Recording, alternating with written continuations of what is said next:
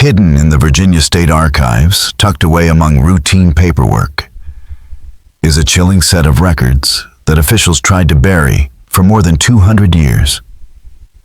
Inside are 23 eyewitness accounts, 14 coroner's reports describing deaths so violent they seemed beyond reason, and a blood-stained journal written by a woman whose very name would come to embody fear across Henrico County. The year was 1801, and that woman was Kate Bender. Locals would later whisper that she had started a hunting season that never truly ended. What makes these papers so disturbing is not only the detail of the violence, but the cold, organized way they capture her campaign, a campaign that took the lives of at least 37 escaped slaves over the course of 18 months. These crimes nearly vanished from history until their discovery in 1987, when researchers stumbled upon the files and realized their contents were too explosive for public release. What you're about to hear is pieced together from those sealed records, from survivors who lived to tell the tale, and from court testimony that paints a picture of evil so methodical it shakes our understanding of the Underground Railroad era. Virginia in 1801 was already a place on edge. Just months before Gabriel Prosser's failed rebellion had terrified Richmond and left slaveholders in constant fear. Plantation owners kept muskets by their beds, and enslaved people vanished in the night at rates that left the region paranoid and unstable. Henrico County, just outside the tobacco markets of Richmond, became a crossroads for those fleeing north, its forests and swamps forming part of the secret routes to freedom.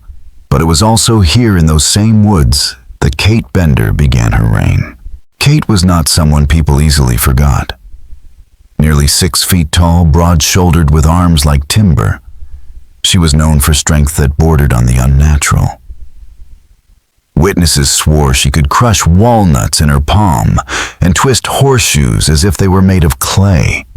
Yet it was her pale gray eyes that unsettled people, most eyes that seemed to pierce through rather than look at anyone, always calculating. Born Catherine Elizabeth Hartwell in 1765 to a poor farming family in the Virginia Piedmont, she grew up under hardship. The back-breaking labor and constant threat of eviction taught her to see the world as a fight for survival, one where only ruthless strength mattered. By adulthood, she had become infamous for her ability to intimidate men and end disputes with her fists. In 1789, she married Thomas Bender, a plantation overseer, as cruel as she was fierce. Thomas, though shorter in stature, carried a reputation for brutality that even other overseers found excessive. His favorite tool was a whip studded with bits of metal, and he devised punishments designed to shatter both body and spirit. Kate didn't just tolerate his cruelty, she embraced it often, standing by as he carried out his torment. Their plantation, a 200 acres spread along the Chickahominy River, held nearly 40 enslaved people. Thomas ruled through terror beatings and deliberate family separations, while Kate managed the house with a hand so iron that some enslaved workers chose death over her daily punishments. Together they forged a reign of fear that soon spilled far beyond their fields into the dark forests of Henrico County, where desperation and escape routes intersected with the Benders' hunger for violence. The Benders' marriage was a storm of passion and violence, a union so fierce that neighbors often heard the crashes of broken furniture and furious shouts spilling out of their house late into the night. Yet despite the chaos, Thomas seemed wholly devoted to Kate, perhaps recognizing in her a reflection of his own appetite for cruelty. For Kate, Thomas was more than a husband. He was the only man she believed could match her ferocity, the only person who truly understood the darkness inside her.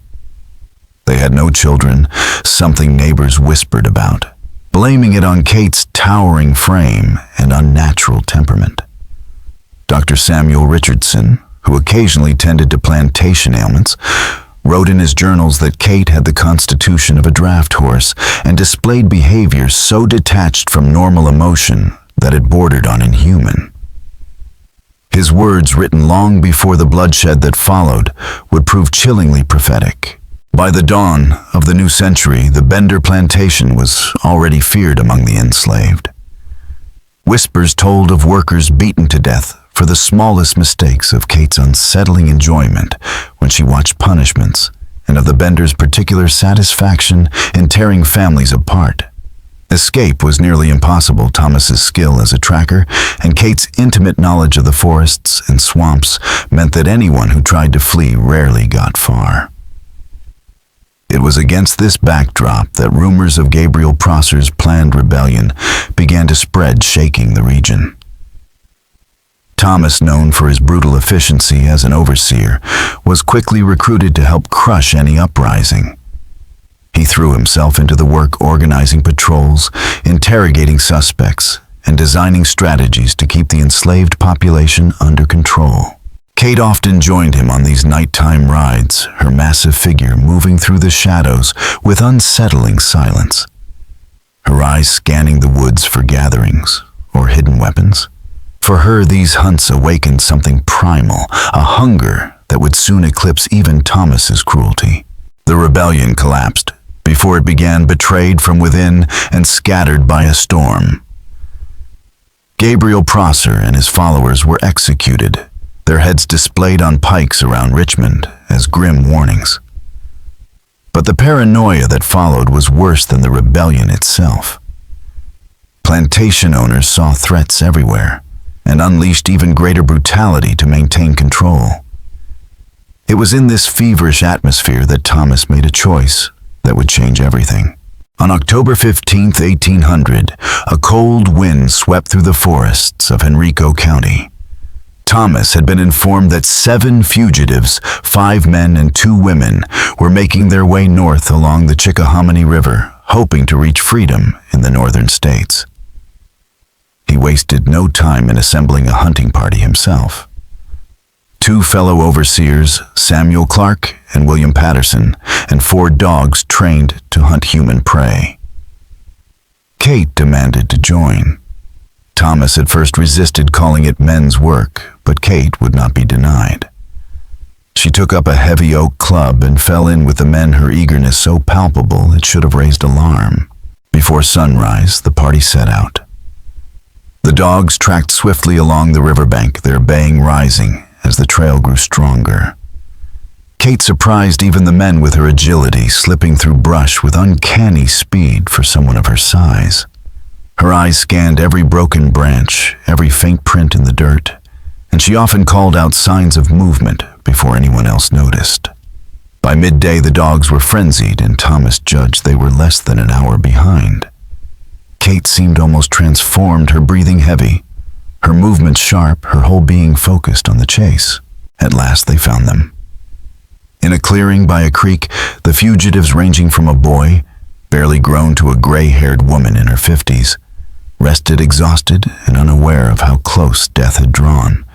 They shared their last scraps of food, voices low, when the hunters broke through the trees and surrounded them. What happened next became the subject of conflicting accounts that would haunt Henrico County for generations. Samuel Clark, one of the overseers present, later told authorities that Thomas Bender tried to assert control by ordering the fugitives to surrender. When Joshua, the eldest among them, and once a preacher, stepped forward to plead for mercy, offering himself in exchange for the others' freedom, Thomas lashed him across the face with his whip, tearing flesh and spilling blood. That single strike ignited chaos. The younger men lunged forward in a desperate bid to defend Joshua, while the women and the boy scattered into the trees. In the confusion, Thomas broke away from the group, chasing 2 of the men toward the creek. Hours later, his body was found floating face down in shallow water, his skull shattered. Official court records described it as the work of the fugitives who had turned on him. But Kate's journal, written in a jagged, feverish hand, tells a darker, more ambiguous version. She claimed she had watched from a distance as the men struck her husband down with rocks pulled from the creek bed, leaving her paralyzed in horror. Investigators who reviewed her account years later could never decide if she was an observer or something far more complicit. When the others finally reached the creek, they found Kate kneeling beside Thomas's corpse. Witnesses said her great frame trembled as if with grief, though some described her expression as far more complex, almost unreadable. The two men who allegedly killed Thomas slipped into the dense forest and were never seen again, leaving only blood-stained stones and the broken body of one of Henrico's most feared overseers. Samuel Clark and William Patterson, shaken and silent, helped Kate haul the body back and escorted her home. Thomas's funeral drew nearly every plantation master in the county. His death at the hands of slaves was treated not just as a tragedy, but as a dangerous breach in the system that kept their world intact. Voices demanded harsher punishments, more patrols, and tighter control. Through it all, Kate sat still and silent, her pale eyes sweeping over the crowd. Dr. Richardson, the physician, later wrote that she shed no tears, spoke in flat tones when approached, and carried herself with a cold detachment that chilled those who tried to console her. In the weeks after the burial, Kate withdrew. She dismissed most of the workers, keeping only a handful to tend the tobacco fields, and began disappearing into the forests for long stretches. To her neighbors, it seemed like mourning. But in truth, the death of her husband had not broken her. It had awakened something fierce and unrestrained, a hunger for vengeance that would soon spill across the countryside and mark Kate Bender as one of the most terrifying figures in Virginia's dark history. Neighbors soon realized that Kate's walks through the forest were not the aimless wanderings of a grieving widow. She was studying the land with precision, every path, every stream, every clearing etched into her memory. By the close of 1800, she had slipped out of ordinary life entirely. The plantation house, once bustling under Thomas's rule, now stood in eerie silence, a place so heavy with dread that even merchants made excuses to avoid approaching it. Those few who did notice her presence recorded strange details. Purchases of rope-heavy traps meant for large game and tools whose purposes were unclear. Behind the mask of mourning, Kate was sharpening herself into something new. The shift came slowly, forged in the bitter winter of 1800 and the damp spring thaw of 1801. By March, she was no longer merely the widow of an overseer. She was a predator who had chosen her hunting ground.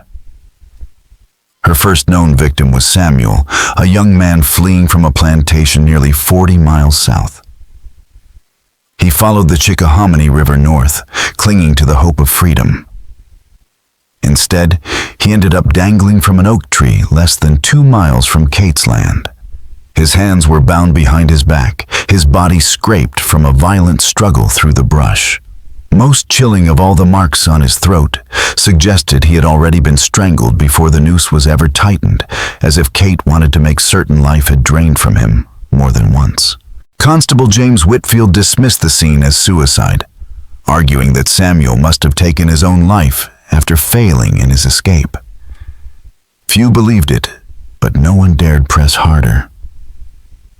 To admit otherwise meant acknowledging a white killer, and the county had no interest in opening that door. Samuel's body was laid in an unmarked grave, the case closed in days. But those who looked closely could see the signs of a new and terrible pattern taking root. Kate had been busy that winter. She traced the secret routes slaves used, memorized their reliance on water paths, and learned to read the smallest clues. A bent branch, a fresh scuff of dirt, a shred of cloth snagged on thorns. More than tracking, she studied the human heart, under strain recognizing how desperation funneled people into predictable choices. She mapped fear itself. Her second kill revealed what her vengeance was becoming. In April, a storm scattered a small group of fugitives, and one woman, Rebecca, lost her companions. She stumbled upon an abandoned tobacco barn and curled up inside, clutching her few belongings like a shield against the night. At dawn, she woke not to safety, but to Kate's shadow filling the doorway. Kate did not kill her swiftly. According to the journal later found among her possessions, she bound Rebecca and spent hours tormenting her with words describing in cold detail exactly what she planned to do. The terror itself was what fascinated her. She wrote of watching hope vanish from Rebecca's eyes, savoring each flicker of despair as if it were nourishment. In her mind, this was justice, balancing the loss of Thomas with the suffering of others. Fear, she wrote, was not only necessary, but beautiful, a kind of tribute paid to the grave of her husband. Rebecca's body turned up 3 days later, discovered by a farmer searching for cattle. She had been strangled with her own garments and carefully arranged against a tree in a seated pose. It was not a hurried disposal, but a deliberate display, as though Kate wanted her work recognized, even feared. The message was unmistakable. Escape carried a price. This time, Constable Whitfield couldn't write it off as suicide. The evidence of violence and the staged position of the body left no doubt. Still, the official investigation bent toward the era's prejudices. The notion that a white widow could be stalking and killing fugitive slaves was too unthinkable for the authorities to accept. Instead, Whitfield floated a theory that Rebecca had been killed by other slaves, perhaps out of betrayal or rivalry. This explanation kept the social order intact and conveniently diverted suspicion away from white society. The case remained nominally open, but no real pursuit of justice followed. Meanwhile, Kate, far from satisfied, was already planning her next strike. Rebecca's death had sharpened her skills. She had learned how to select ground, how to manage evidence, and how to heighten her own satisfaction through control. What emerged was not merely brutality, but a system, a pattern of killing that became more precise with each victim. And with each success, she discovered a darker pleasure, something beyond even Thomas's cruelty, something that thrilled and validated her existence. By spring, Kate's violence escalated. Her third known victim was Marcus, a teenage boy from Chesterfield County who had fled north. For 3 days, she tracked him silent in the brush, observing his habits, learning when fatigue slowed him and where he chose to rest. When he paused at a creek to drink, she struck. Marcus was young, wiry, and desperate enough to fight back hard. The struggle dragged on for nearly 20 minutes, leaving Kate bruised and bloodied. But her size and strength eventually crushed his resistance. She strangled him with her bare hands, pinning him under her massive frame until his body went limp. Unlike her earlier kills, this one left her with something new, proof of her own dominance. In her journal, she lingered on the moment Marcus's eyes rolled back, describing it with a disturbing blend of triumph and satisfaction that bordered on the erotic. She then dragged his body up a tree and suspended him 20 feet off the ground, a feat that spoke to her sheer physical power. By now, the message was unmistakable. In the space of 2 months, 3 fugitives had been found dead, all displaying signs of having been overpowered by an unusually strong assailant. The killings formed a grim pattern that even the most stubborn authorities could no longer deny. Constable Whitfield, under pressure from planters who feared what the deaths implied, finally admitted the county had a serial killer. But recognizing the predator was one thing. Stopping her was another. Kate knew the land better than anyone. She slipped through forests like smoke, left little trace, and seemed able to predict exactly where her prey would pass. To those who studied the killings, her skill appeared almost supernatural. In public, Kate played the grieving widow perfectly.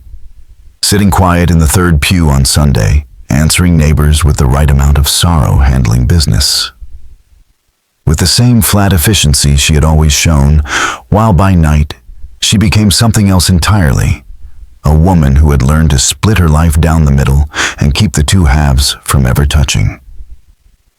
What made her most dangerous was not just the violence, but the way she wrapped it in a story she believed each escaped slave she killed was in her mind, repaying the debt of her husband's death and restoring an order she felt had been broken, and that conviction turned murder into ritual rather than rage. Over the spring and into midsummer of 1801, she sharpened her methods to a terrifying, almost military precision. Carving the county woods into overlapping patrol zones, she rotated like a commander on campaigns, spending days scouting a sector for fresh tracks, likely camps, and the tiniest signs of passage. She built hidden observation posts stocked with supplies, learned to read a broken twig as if it were a letter, and could tell from a smear of mud whether a traveler was heavy or light-tired or limber. Beyond tracking, she mapped how fear changes people, how exhaustion makes even cautious souls take the obvious shelter, and how loyalty keeps families together even when it is deadly to do so. With that knowledge, she began to manipulate escapees, steering them with subtle traps and staged sightings into places she controlled. Her fourth confirmed victim was not a lone runner, but a whole family, Isaiah and his pregnant wife, Sarah, and their boy, David, who she watched for 2 days from a distance as she learned their routines and pointed out the soft spots she could exploit. Isaiah's family offered Kate her first true opportunity to weaponize patience and psychological manipulation. She saw how pregnancy slowed Sarah, how illness weakened young David, and how Isaiah's desperation pushed him toward reckless choices. Rather than strike immediately, Kate dismantled them piece by piece. At night, she stole blankets, poisoned their water, and scattered signs that patrols were closing in. Exhausted, hungry, and terrified, the family made one poor choice after another, until by the time Kate finally stepped from the shadows, they were too broken to resist. Her journal reads like a manual of cruelty. She compared the family's despair to breaking a wild horse, studying the moment when hope snapped. Over 3 days, she dragged them through torment. David died first, strangled before his parents, his small body used as leverage against them. Kate wrote with pride of Sarah's desperate pleading for her unborn child, calling it proof of weakness. Isaiah's fate came next, forced to dig graves for his wife and son before Kate strangled him with the same rope she had used on David. Sarah, too frail to endure further, succumbed within hours, a mix of grief, exhaustion, and despair. When their bodies were found, Henrico County could no longer dismiss the killings as coincidence. A child, a pregnant woman, and their protector had all been murdered, the staging too deliberate to ignore. Slave patrols muttered of a white demon haunting the forests, while plantation owners demanded action. Constable Whitfield organized searches and posted rewards, but Kate had chosen her ground too well. The forests she knew better than anyone swallowed the searchers whole. She could track them as easily as prey and vanish before they came close.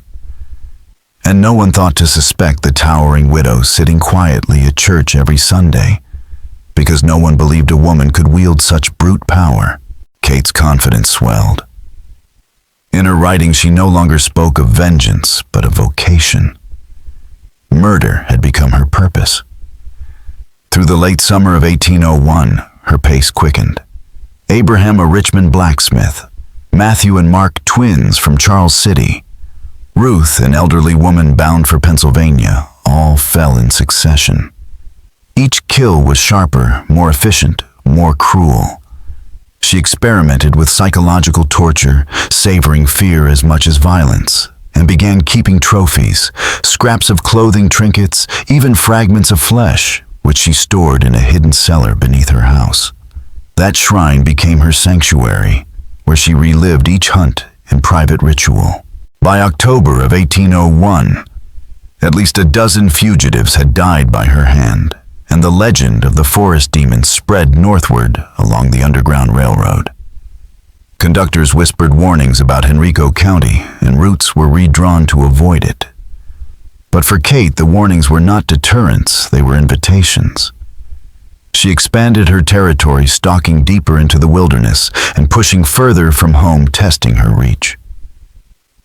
The season of blood that began with her husband's death showed no sign of ending.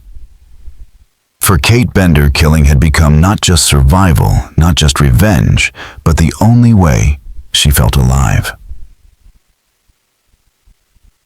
By late 1801, Kate Bender's reputation was no longer confined to Henrico County. Her name traveled along the whisper networks of the Underground Railroad, a shadow that fell over every conversation about escape. To some, she was not a woman at all, but a white demon haunting the forests between Richmond and the promise of freedom. Her murders had done more than claim lives. They had sown a terror that crippled the very idea of flight. For everyone she killed, dozens abandoned their journeys, or chose longer, deadlier routes, convinced that if they entered the forests of central Virginia, they would never emerge. Kate understood the power of this fear and leaned into it with deliberate cruelty. She staged her victims not merely to prove they were dead, but to ensure that those who found them would carry nightmares back to their communities. Hanging bodies became her calling card, though she varied the details enough to keep the horror fresh. Her 13th victim, a young woman named Charity from Petersburg, was discovered dangling upside down from a towering oak, her throat slashed so deeply, her head nearly separated from her shoulders. The display required tremendous strength and carried a savage theatricality that went beyond killing. It was performance.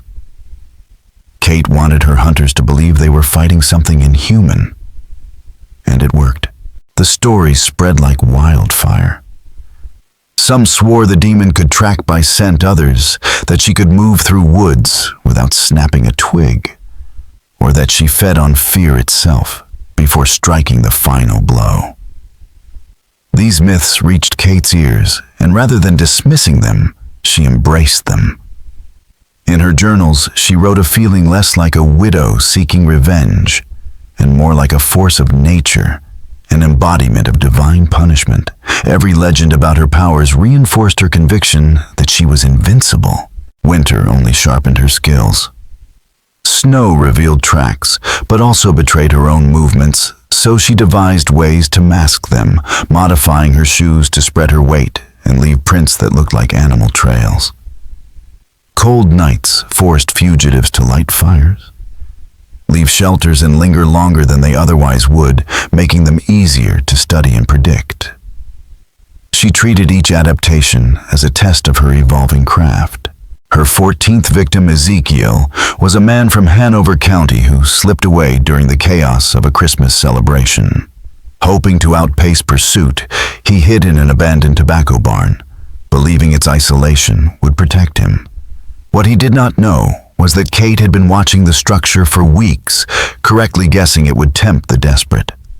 He had been inside for less than 3 hours when she arrived, moving through the icy pre-dawn darkness with the precision of a hunter who had made the wilderness her own. Kate did not rush Ezekiel's end. Instead, she transformed his final hours into a calculated performance of terror. After barring the barn doors from the outside, she spent nearly 8 hours dismantling his sanity. She scraped claws across the walls, let out guttural noises that echoed through the rafters, and occasionally allowed her hulking silhouette to flash across gaps in the boards. Each tactic was timed with precision, disappearing long enough for Ezekiel to hope she had gone, then returning with fresh torments to crush that hope anew. By the time she finally stepped inside, Ezekiel was no longer a man, but a shattered husk, babbling incoherently, offering no resistance as she slipped the rope around his neck. Kate's journal later described the ordeal as instructional, a lesson meant to remind runaways of the consequences of rebellion.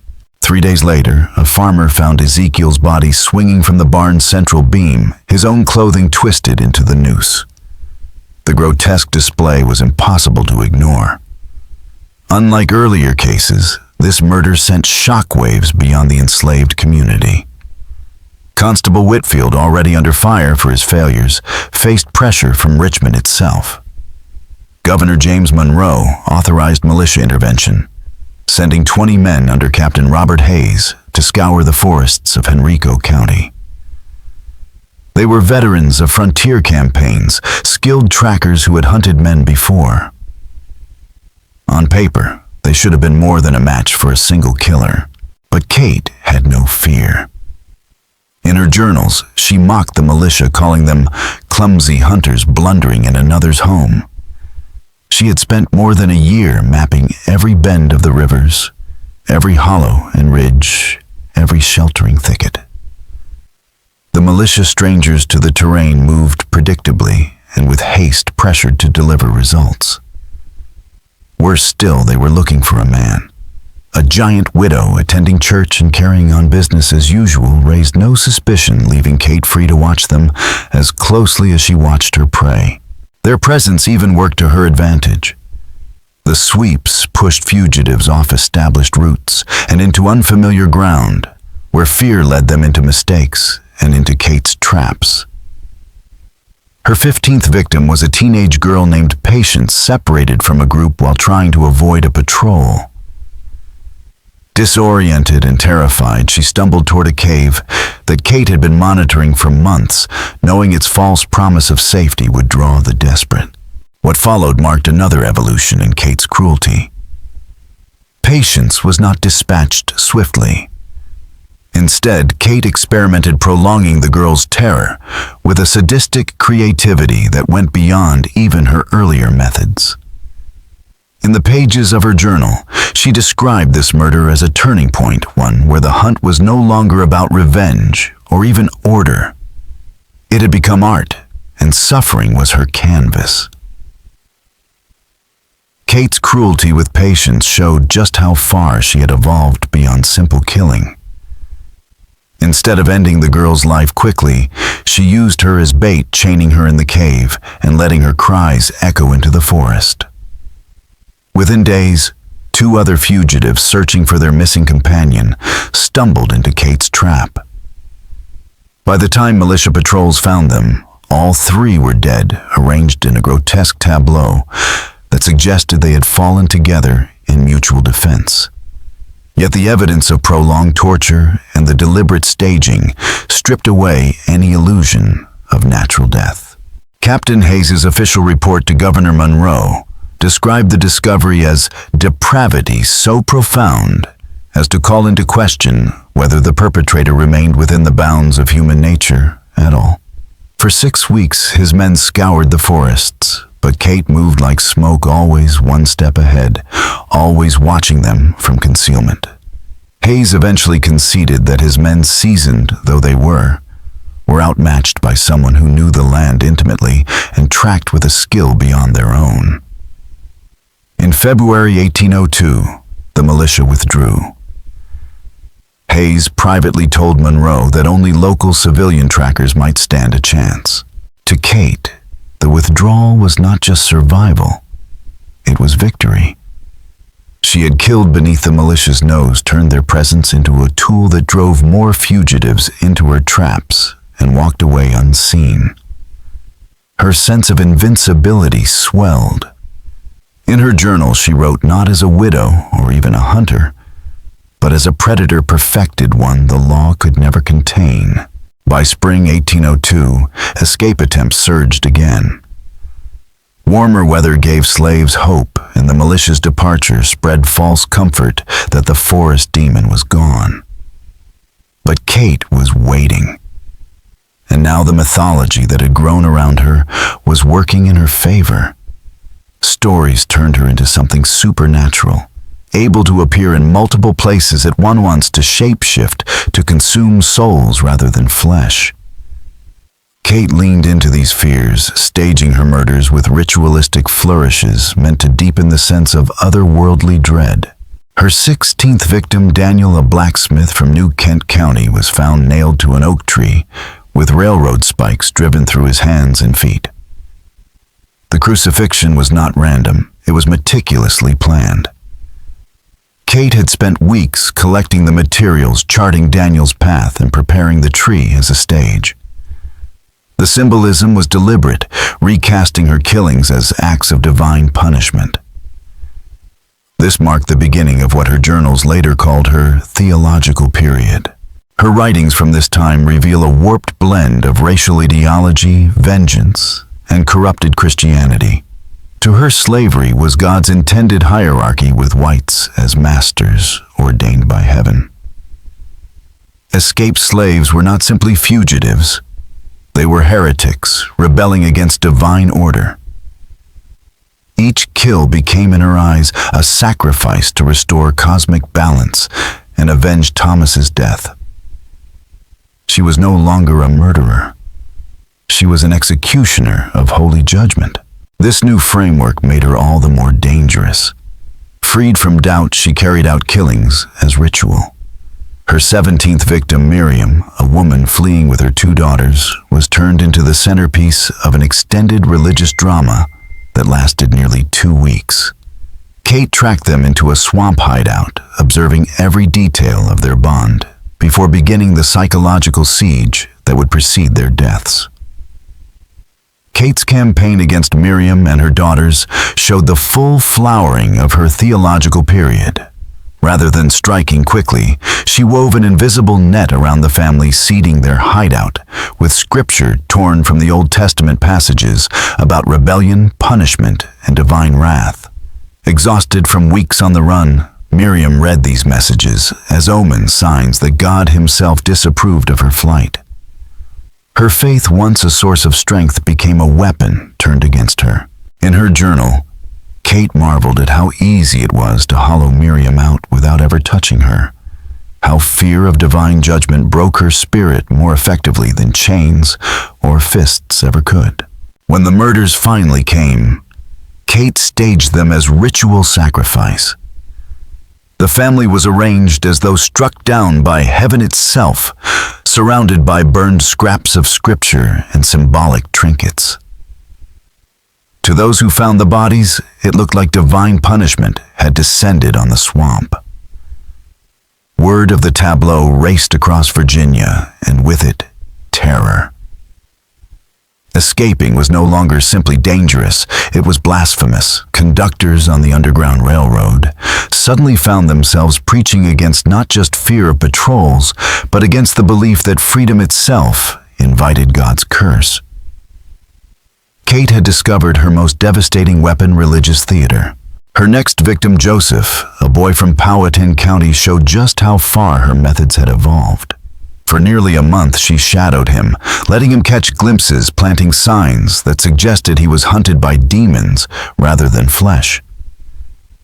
She turned his escape into a spiritual nightmare. By the time she revealed herself, Joseph was so broken that he welcomed human contact, even knowing she was his executioner. Kate's journal records her cruel satisfaction at his relief and how she shattered it by telling him she was not a demon, but worse, God's instrument of vengeance. She crucified him as she had Daniel, but with added layers of ritual drawn from multiple traditions, creating a hybrid theology that looked less like madness and more like a dark liturgy. These murders didn't go unnoticed by Virginia's clergy. Ministers across the state condemned the killings in sermons, reminding their congregations that Christianity demanded mercy. But in private, many planters admitted they approved. A killer who eliminated runaways and dressed the work in divine robes was serving a purpose they dared not name aloud. Reverend Samuel Crawford of Henrico Methodist even began to suspect that the murderer sat among his own flock. The precision of the biblical references suggested education, not folk knowledge. Yet no one thought to look at the quiet widow who sang hymns beside them every Sunday. Kate's mask held. Her journals from this time show no conflict, no cracks between her life as a worshiper and her life as a predator. She seemed to believe she was embodying both faithfully a Christian widow, mourning her husband in the daylight, and a holy executioner purging the forest by night. By the summer of 1802, she had shut down the Central Virginia Underground Railroad almost single-handedly. Fear of the forest demon was so complete that entire routes were abandoned. Every story about her powers, every whispered legend, magnified her reach. She had become more than a killer. She was a myth, and myths are harder to kill than people. Late summer 1802 brought the twist that would undo Kate Bender. Though she could not see it coming when a group of free black men from Philadelphia decided to act led by Augustus Freeman, a former slave, who had built a life and a reputation as an abolitionist and a planner, and who understood that the slaughter in Henrico County threatened escape routes far beyond Virginia. Freeman had contacts across the Underground Railroad and worked with seasoned operators to assemble a small team of 8 men, all experienced in tracking clandestine intelligence and close combat. Some escaped themselves, and all used to moving unseen through hostile country.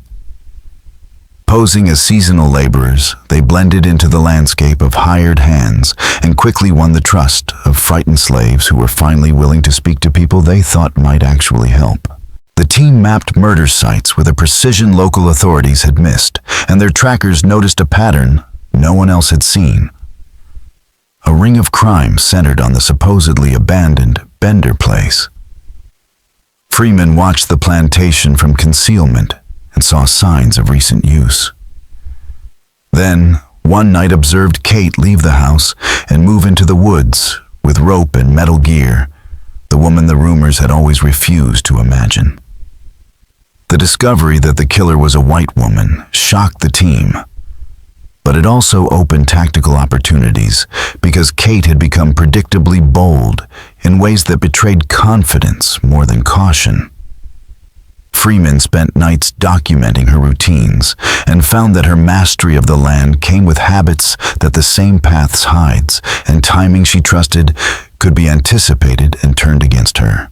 In short, her perfection contained its own flaws, and a small determined group that combined local knowledge, careful listening, and disciplined tradecraft now stood between her and the freedom she had spent 2 years trying to destroy. Kate Bender had built her reign on fear, on the certainty that no one could outthink or outlast her in the forests she ruled. But by the autumn of 1802, her focus on escaped slaves had blinded her to the possibility that she herself might become the hunted. Augustus Freeman and his team had turned her own playbook against her, and in the pre-dawn hours of September 29th, they finally forced the monster of Henrico County into the open. The ambush at Mill Creek was a reversal of everything Kate had relied on. Samuel, posing as the perfect fugitive, lured her into a clearing that stripped away her advantage. She moved as she always had, fast, lethal hands reaching for the throat of a seemingly helpless victim. But this time her prey was bait-trained and ready. The call Samuel gave as he twisted out of her grip triggered a storm of gunfire from the woods. 7 muskets roared at once, and though Kate's sheer size and reflexes kept her from instant death, the volley tore into her. Lead smashed into her chest, shattered her arm, ripped her leg. She fell hard in the dirt, but even broken and bleeding, she refused to die easily. Witness accounts from Freeman's men described a scene that bordered on the impossible. Kate rose to her knees, blood pouring from multiple wounds, and roared with a sound more animal than human.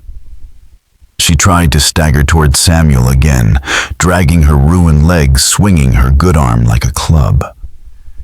It took another coordinated volley, and then a third, before her body finally collapsed under the weight of shot and blood loss. Even then she clawed at the earth, trying to drag herself forward, her pale eyes still fixed on the prey she had failed to claim. When silence fell, the men did not immediately approach. They had seen enough of her power to fear that even mortally wounded, she might rise again. Only when Freeman stepped forward, musket leveled and steady, did the team close in to confirm that the demon of Henrico County was truly finished. Her body riddled with musket balls was proof that she was human after all, but only barely. The aftermath was swift and complicated. Freeman's team knew they had eliminated a predator who had paralyzed escape efforts across the South. But they also knew that the official record of her existence would never be straightforward. A white widow turned ritual killer of slaves was too dangerous a story for Virginia's authorities to acknowledge. Rumors spread quickly among the enslaved that the demon had been destroyed, but official reports reduced the account to the neutral language of bandit activity suppressed. Yet in the journals of Freeman, and the whispered testimony of those who had seen her body, Kate's legend lived on.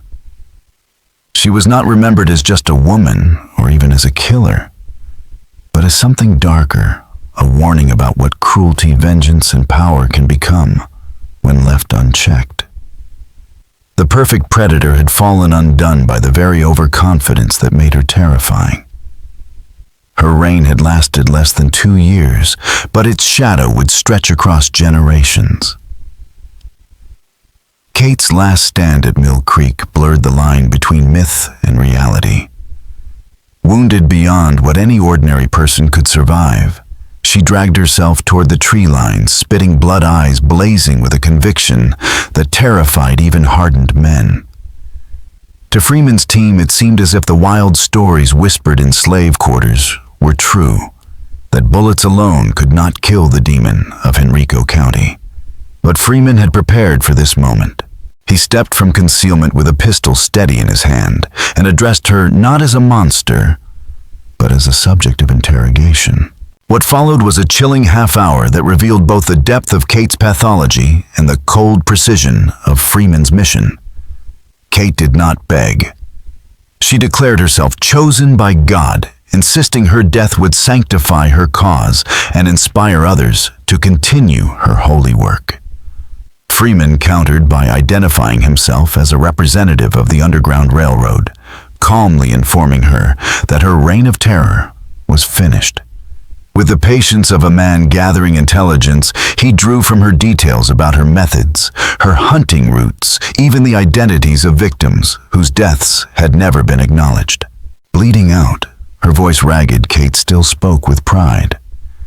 She bragged of killings that had been mistaken for suicides or disappearances, described techniques she had perfected over 2 years of terror, and admitted only one regret, that she would not live to expand her campaign. Her final words carried both boast and legacy. She revealed the existence of a hidden cellar beneath the Bender plantation where she had stored trophies from each kill, clothing trinkets, even preserved remains meticulously labeled and organized. She wanted her accomplishments remembered. And with that, she exhaled her last, satisfied that she had avenged her husband many times over. The team moved quickly. At the plantation, they uncovered exactly what Kate had promised, a grotesque archive representing at least 43 victims, nearly double what had been suspected. Each item cataloged like evidence in a macabre museum, each one proof of the order and precision behind her madness. More disturbing still were her journals. Page after page traced her descent from bereaved widow into self-proclaimed holy warrior, rationalizing brutality until it became theology. The final entries revealed plans for expansion, new hunting territories, new collaborators. She hoped to recruit a vision of mass violence, cloaked as divine justice. Freeman's men spent 3 more days sweeping her grounds and patrol zones, guided by the insights in her writings. They found graves and remains long hidden, tying threads together into a narrative that could no longer be ignored. Their reports carried north would become part of the Underground Railroad's secret history, a warning and a grim testament to the dangers fugitives faced. Kate Bender died convinced she was leaving behind a sacred mission. In reality, she left only horror meticulously recorded in her own hand. Her reign, lasting less than 2 years, strangled escape routes, terrified entire communities, and cast a shadow long after her body was lowered into the ground. Even in death, she forced those who studied her crimes to ask whether evil dressed in the garb of righteousness could ever be fully defeated. Kate Bender's death closed one of the darkest chapters in early American history. With 47 confirmed victims, ranging in age from 8 to 63, she became one of the most prolific serial killers the nation had ever seen. Families, lone escapees, men, women, and children all fell to her methodical hunts. What set her apart was not only the staggering number of murders, but the way she framed them, ritualized, staged, and bound to a twisted theology that turned cruelty into ceremony. Freeman's detailed report spread quickly through underground railroad networks and abolitionist circles. It did more than record Kate's atrocities. It taught lessons. Conductors and station masters studied her tactics to prepare against bounty hunters and predators who might copy her methods. But beyond strategy, the psychological impact of Freeman's victory was immense. For nearly 2 years, Kate had seemed untouchable, almost supernatural. Her fall proved that even the most terrifying foe could be brought down by disciplined planning and unity. The forest demon of Henrico County bled, broke, and died like any other human. Her end was as brutal as her life. Shot down in a clearing, her enormous frame collapsed in the dirt she had stained with so many others' blood. The same hands that had strangled dozens now lay still. Freeman's men buried her in an unmarked grave deep in the forest she once ruled, ensuring she would have no monument, no shrine. The Bender plantation soon rotted into ruin, reclaimed by vines, and silence, its cellar of horrors, hidden until the earth swallowed it whole. Officially, she all but vanished. Constable Whitfield's records reduced the terror to vague notes of a killer who had moved on. The truth that the most feared predator in Virginia had been a grieving widow, turned holy warrior of death, remained confined to abolitionist archives and whispered stories in safe houses. But the scars remained. For years after underground railroad routes through central Virginia lay abandoned, the legend of the demon still strong enough to frighten would-be escapees into paralysis. Kate's story forces us to face a grim truth. She was not born a monster. She was forged by a system that thrived on cruelty, by personal grief twisted into obsession, and by a society that tolerated brutality when it preserved power.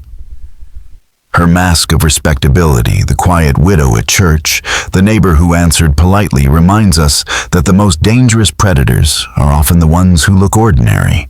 In the end, her crimes reveal something deeper about human nature, that our capacity for good and evil lies side by side, and that when we stop recognizing the humanity of others, there are no limits to what darkness we can justify.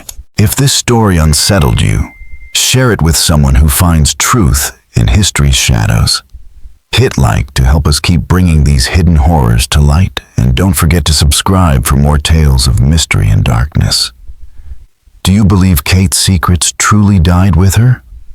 Or do the forests of Virginia still hold truths too terrible to uncover?